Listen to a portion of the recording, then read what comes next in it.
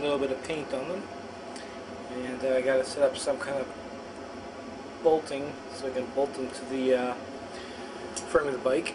I cleaned up White Pedal's green cells. Took them for a ride. They run great, except for this one here.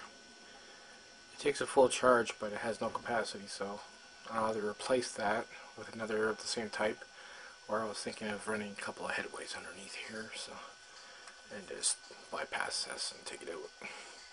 But we'll see. I got the top wired up.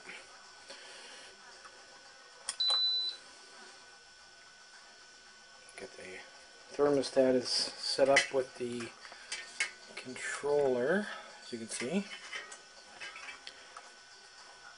And then when you hit this one here, this gives you, there's no, you give throttle, nothing. You hit this one here.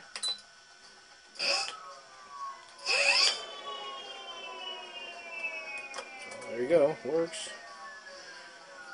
That part's done. I guess next is to take that controller out. That's the 48 volt controller, and put my modded one in for 79.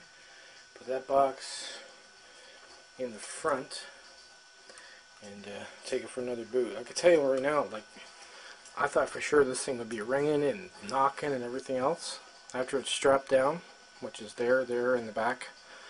You don't even know the box is even there. It's solid. Doesn't, yeah, I hit a couple potholes, doesn't ring or anything. I'm amazed how well it how well it rides, and it's light too. You can still pick it up.